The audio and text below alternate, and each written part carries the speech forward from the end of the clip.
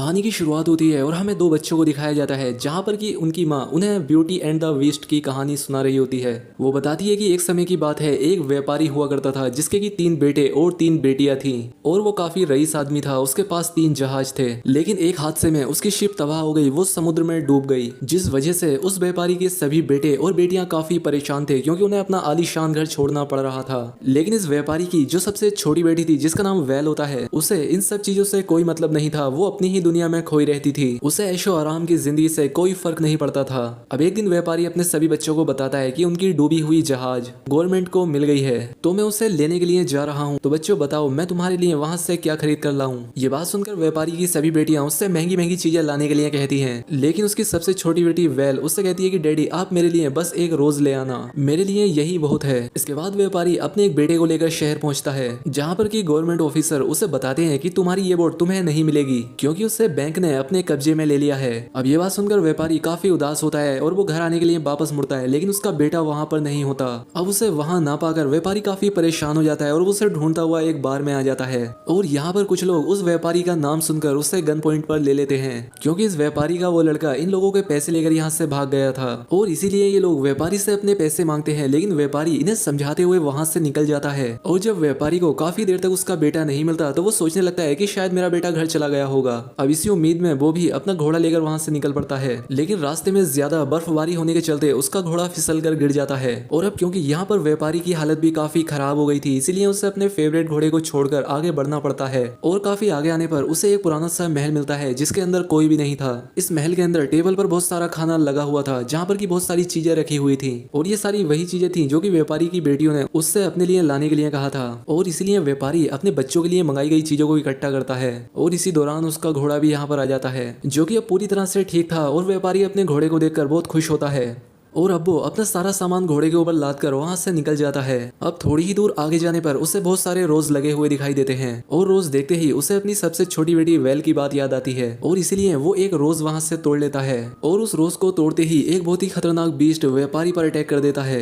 क्योंकि रोज तोड़ने की वजह से वो बीस्ट गुस्सा हो गया था। अब व्यापारी डरते हुए उस बीस्ट को बताता है कि ये गुलाब मैंने खुद के लिए नहीं बल्कि अपनी सबसे छोटी बेटी वैल के लिए तोड़ा है, जिसे कि मैं बहुत ही ज्यादा प्यार करता हूँ। अब बीस्ट उससे बोलता है कि चलो ठीक है, मैं तुम्हें एक दिन के लिए छोड़ता हूँ, तुम जा करके अपनी फैमिली से मिलाओ और मैं इस घोड़े पर एक जादू करूंगा जिससे कि ये घोड़ा तुम्हें कल मेरे पास वापस ले आएगा। और अगर तुम्हें ऐसा लगता है कि तुम घर जाकर वापस नहीं आओगे और तुम बच जाओगे तो ये तुम्हारी गलत सोच है, क्योंकि ऐसा होने पर मैं खुद वहां पर आ जाऊंगा और फिर तुम्हारे इस गुनाह की सजा तुम्हारा पूरा परिवार भुगतेगा। और इस बात का ध्यान रखना कि मुझे एक रोज के बदले एक जान चाहिए। इसके बाद व्यापारी अपने घर पहुंचकर ये सारी बातें अपने बच्चों को बताता है। वो बताता है कि कैसे इसने उस महल से इतना सारा खजाना और जरूरत की चीजें ली, तब उस बीस्ट को कोई दिक्कत नहीं हुई, लेकिन जैसे ही मैंने ये रोज तोड़ा तो ये सारी मुसीबत आ गई, इसीलिए मुझे तुम लोगों को सेफ रखने के लिए वहां कल जाना ही होगा। अब अपने पिताजी की सारी बातें सुनकर वैल को लगता है कि शायद उसकी ही वजह से उसके पिता इस मुसीबत में फंसे हैं और इसीलिए नेक्स्ट मॉर्निंग वैल अपने पिता को एक रूम में बंद करके उनका घोड़ा लेकर उस जंगल की तरफ निकल पड़ती है। लेकिन जंगल में जाने के बाद उसे आगे का रास्ता बंद मिलता है, इसलिए वो घोड़े के कान में चुपके से बोलती है कि मुझे उस बीस्ट तक ले चलो,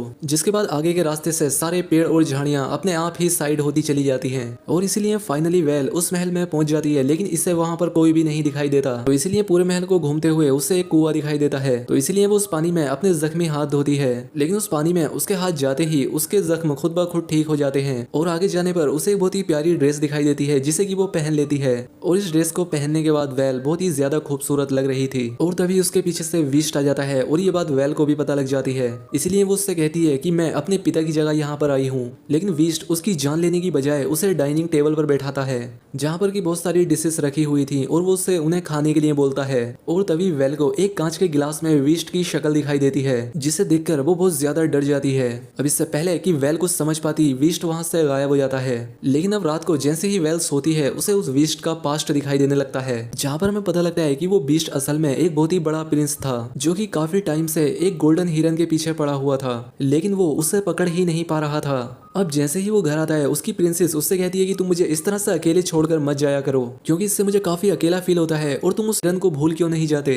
लेकिन इससे पहले कि प्रिंस उसे अपनी बात बता पाता कि यहाँ पर अचानक से वेल का सपना टूट जाता है। अब उसे उसके जागने पर फिर से एक बहुत ही प्यारी सी ड्रेस दिखाई देती है। वेल उसे पहनकर बाहर जाती है जहाँ पर कि उससे एक हिरन दिखाई देता है और वो उसका पीछा करते हुए प्रिंसेस की कबर तक पहुंच जाती है, जो कि उसी रोज ट्री के नीचे बनी हुई थी जहाँ से कि वेल के फादर ने वो रोज तोड़ा था। अब विस्ट के बारे में इतना कुछ जानने के बाद वेल के मन में इच्छा होती है कि वो और भी ज्यादा विस्ट के बारे में जाने, और इसीलिए वो विस्ट के साथ उसकी डाइनिंग टेबल पर बैठती है। विस्ट उससे कहता है कि अगर तुम मुझे ऐसा ही एक्सेप्ट कर लोगी जैसा मैं हूँ तो मैं तुम्हें अपने इस महल की रानी बना लूंगा। लेकिन वेल उससे कहती है कि नहीं, तुम मुझे बिल्कुल भी पसंद नहीं हो और तुम जैसे इंसान को मैं कैसे एक्सेप्ट कर सकती हूँ जो कि मुझे बिल्कुल भी पसंद ना हो। अब वेल की बात सुनकर विस्ट वहाँ से चला जाता है और वेल भी अपने रूम में आकर सो जाती है। और जब वो सोती है तो उसे फिर से विस्ट का सपना आता है जहाँ पर वो देखती है कि प्रिंस ऐलान करता है कि वो जल्द ही फादर बनने वाला है। लेकिन प्रिंसेस उसे कहती है कि तुम्हें अपना भी वादा याद है ना, तुम्हें उस गोल्डन डियर को भूलना होगा। लेकिन प्रिंसेस उसकी इस बात का कोई जवाब नहीं देता। खैर वेल को विस्ट के साथ कुछ दिन बीत जाते हैं और अब वो विस्ट से अपने घर वालों से मिलने के लिए कहती है, जिस पर विस्ट कहता है कि हाँ ठीक है, लेकिन एक शर्त है, अगर तुम मेरे साथ कपल डांस करोगी तो मैं कुछ देर के लिए तुम्हें तुम्हारे घर जाने दूंगा। और इसके बाद ये दोनों एक कपल डांस करते हैं जो कि वाकई में काफी अच्छा था। और डांस करने के दौरान ही वेल विस्ट के सीने पर अपना सर रख लेती है, जिससे कि विस्ट को लगता है कि शायद वेल भी उससे प्यार करने लगी है। इसलिए विस्ट उससे इस बारे में पूछता है, लेकिन वेल विस्ट को धक्का देते हुए कहती है कि नहीं, मुझे तुमसे कभी प्यार नहीं हो सकता, क्योंकि तुम बहुत ही ज्यादा बदसूरत हो और मुझे तो क्या दुनिया की किसी भी लड़की को तुमसे प्यार नहीं हो सकता। अब ये बात सुनकर बीस्ट को बहुत दुख होता है और उसे काफी गुस्सा भी आता है, इसलिए वो वहां से चला जाता है। जिसके बाद हमें प्रिंसेस का एक स्टैचू दिखाया जाता है जिसकी आंखों से आंसू गिर रहे थे। अब इसके बाद वेल बीस्ट को उसके रूम में छिपकर देख रही थी, जहाँ पर की बीस्ट प्रिंसेस की फोटो के सामने एक हिरन को बहुत ही बुरी तरह से खा रहा था। अब बीस्ट का ये रूप देखकर वेल और भी ज्यादा डर जाती है और यहाँ से भागने लगती है। लेकिन तभी बीस्ट भी वेल के पीछे से आ जाता है और उसे बर्फ से जमी हुई एक नदी में गिरा देता है और वेल के ऊपर आकर वो उसे किस करने वाला ही होता है कि वेल जमी हुई नदी के अंदर गिर जाती है और बेहोश हो जाती है। लेकिन बीस्ट उसे बचा लेता है। अब अगली सुबह जैसे ही वेल की आंख खुलती है, बीस्ट उसे उसके घर जाने की परमिशन भी दे देता है और साथ ही वो उसे जख्मों को हील करने वाला कुछ पानी भी देता है और उससे कहता है कि तुम एक ही दिन में वापस आ जाना। अब घर जाने के बाद वेल को पता लगता है कि उसके भाई मैक्सन ने जिन लोगों से पैसे लिए थे वो लोग अभी भी उसके पीछे पड़े थे और अंदर जाने पर वो पाती है कि उसके फादर की भी तबीयत अब ठीक नहीं है। और इसी दौरान मैक्सन को वेल के सामान से एक लाल हीरा मिलता है, जिसे देखकर वो सोचने लगता है कि उस महल में बहुत सारा सोना होगा और वो उसे अगर मिल जाए तो वो अपना सारा कर्जा उतार सकता है। और ये बात सोचकर वो यहाँ से उस महल की तरफ निकल पड़ता है। अब इसके बाद वेल को अपने फादर के साथ सोते हुए दोबारा से उस विस्ट का सपना आता है, जहाँ पर इस बार आखिरकार प्रिंस ने अपनी सोने की हिरन ढूंढ ली थी और वो उसका शिकार भी कर लेता है। लेकिन तीर लगने पर हमें पता लगता है कि वो कोई सोने का हिरन नहीं था, बल्कि वो तो उसकी प्रिंसेस ही थी। तब यहाँ पर हमें पता लगता है कि एक ऐसी प्राणी थी जिसमें कि इंसानों में बदलने की भी शक्ति थी और इसीलिए वो प्रिंस को उस हिरन का शिकार करने से मना करती थी और वो इंसानों की दुनिया में अपने लिए सच्चा प्यार ढूंढने के लिए आई थी, जो कि उसे प्रिंस के साथ हुआ। लेकिन प्रिंस उसके प्यार को समझ नहीं पाया। प्रिंस के फादर जो कि हेवन के राजा थे, वो प्रिंस को श्राप देते हुए उसे एक बीस्ट में बदल देते हैं और कहते हैं कि तुम्हारा असली रूप तभी वापस आएगा जब कोई सुंदर लड़की तुम्हें अपने दिल और जान से प्यार करने लगेगी। लेकिन अब उसकी इस बदसूरत सूरत से कौन ही प्यार करेगी। इसके बाद मैक्सन उन लोगों को वो डायमंड दिखाते हुए कहता है कि देखो, मैं तुम्हें बहुत ही अमीर कर सकता हूँ और मैं तुम्हारा सारा कर्ज भी खत्म कर दूंगा।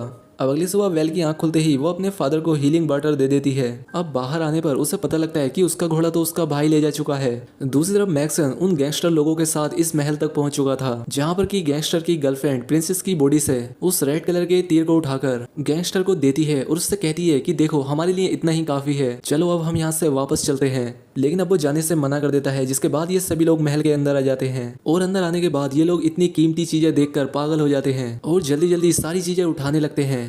लेकिन ये लोग इस बात से बेखबर थे कि बीस्ट भी इन लोगों को गुस्से से देख रहा था। अब वेल उस महल तक पहुंचने की पूरी कोशिश करती है, लेकिन वो रास्ते में गिर जाती है। इसलिए वो हेवन से रिक्वेस्ट करती है कि वो किसी भी तरह से उससे महल तक जाने दें। उसकी ये बात सुनते ही सारी झाड़ियां अपने ही आप साइड हो जाती हैं। बीस्ट के बाकी के सारे सैनिक जो कि उस श्राप के चलते खुद भी बीस्ट में बदल गए थे, वो भी अपने असली रूप में आने लगते हैं। वो अब बीस्ट के साथ मिलकर उन सभी गैंगस्टर और उसके साथियों का बहुत ही बुरा हाल करते हैं। और वो बहुत सारों को तो अपने पैर से ही कुचल देते हैं। और अब वो जैसे ही वेल के भाई को मारने वाले होते हैं, वेल उनके सामने आकर खड़ी हो जाती है। इसलिए बीस्ट अपने सभी साथियों को रोक देता है। इसी मौके का फायदा उठाकर गैंगस्टर वेल के गले पर चाकू रखकर बीस्ट से उन सभी को यहाँ से जाने देने के लिए बोलता है। और तभी वेल के गले से खून टपक कर जमीन पर गिरता है, जिससे कि वहाँ पर गुलाब उगाते हैं और वो गैंगस्टर ये सब देखने में व्यस्त हो जाता है। इसलिए वेल मौका मिलते ही वहाँ से भाग जाती है। अब इसके बाद बीस्ट उस गैंगस्टर को मारने वाला ही होता है कि वेल फिर से उसके सामने आ जाती है और कहती है कि तुम प्लीज इन सभी को यहाँ से जाने दो, क्योंकि अब वैसे भी मैं तुम्हारे पास आ गई हूँ और अब मैं तुम्हें छोड़कर कभी जाऊंगी भी नहीं। लेकिन तभी वो गैंगस्टर वो गोल्डन तीर बीस्ट के सीने में मार देता है और बीस्ट के मरते ही वहाँ की सारी हरियाली खत्म होने लगती है और वो सभी जादुई ब्रांचेस सभी को जकड़कर मार रही होती हैं और वो साथ ही साथ बीस्ट को भी मारना चाहती हैं। लेकिन वेल अपने भाई की मदद से बीस्ट की बॉडी को महल के अंदर ले आती है और साथ ही उसके सीने से वो तीर भी निकाल देती है और वो तीर निकलते ही बीस्ट होश में आ जाता है। और इसके बाद वेल बीस्ट से अपने प्यार का इजहार करती है और वेल के ऐसा करने के बाद ही वो सारी ब्रांचेस वहां से गायब हो जाती हैं और अब बीस्ट भी अपने असली प्रिंस के रूप में आ जाता है, जिसके साथ ही इस लेडी की कहानी भी पूरी हो जाती है। और तब हमें पता लगता है कि बेल ये लेडी खुद है, ये अपनी ही कहानी अपने बच्चों को सुना रही थी, जो कि बेल और उस बीस्ट के बच्चे थे। और अब ये बच्चे अपने डैड के साथ उस महल में रहने के बजाय अपने एक दूसरे छोटे से घर में रहते हैं। बेल अपने बच्चों को सुलाकर प्रिंस के पास जाती है, जो कि अपने गार्डन में काम कर रहा होता है। अब लास्ट में ये दोनों एक दूसरे को किस करते हैं और गले लगाते हैं और इसी सीन के साथ ये मूवी यहाँ पर खत्म हो जाती है। वीडियो अच्छी लगी हो तो कमेंट करके जरूर बताएं। मिलते हैं हमारी अगली वीडियो में।